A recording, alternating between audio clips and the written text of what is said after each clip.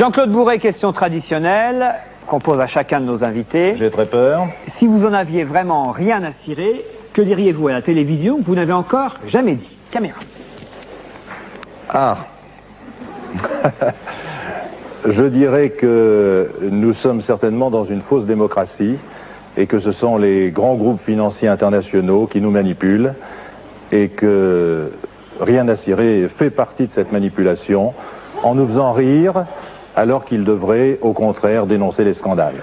Ça m'a valu d'ailleurs de perdre le journal de 20h sur TF1 au moment où il y a eu la grande manifestation en faveur de l'école libre, parce que j'avais fait mon métier de journaliste. Et malgré tout le système qui avait été mis en place par la gauche à l'époque, c'est-à-dire qui tenait l'agence France-Presse, ils avaient nommé les directeurs de l'information de toutes les grandes chaînes de télévision, mais moi, je suis passé par-dessus eux. J'ai demandé directement au ministère de l'Intérieur et au service de presse combien il y avait de manifestants.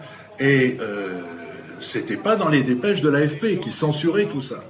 Et donc, quand l'attaché de presse de M. Defer, qui était ministre de l'Intérieur, socialiste, m'a dit il y a au moins 800 000 manifestants, et que je lui ai demandé mais depuis combien de temps il n'y a pas eu 800 000 manifestants à Paris, selon la préfecture de police, puisque c'était un nombre officiel, elle m'a dit, un quart d'heure après, depuis la Libération. Et j'ai commencé le journal de 20h un dimanche soir, en disant « Paris a vécu aujourd'hui sa plus grande manifestation depuis la Libération ».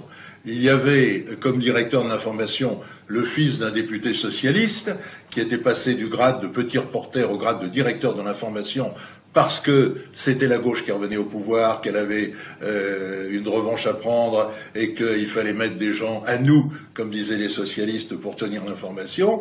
Il a failli avaler sa cravate. L'Élysée, on me l'a raconté après, l'Élysée lui a téléphoné fou de rage, mais qu'est-ce qu'il raconte Bourret? Et on m'a viré du journal de 20h.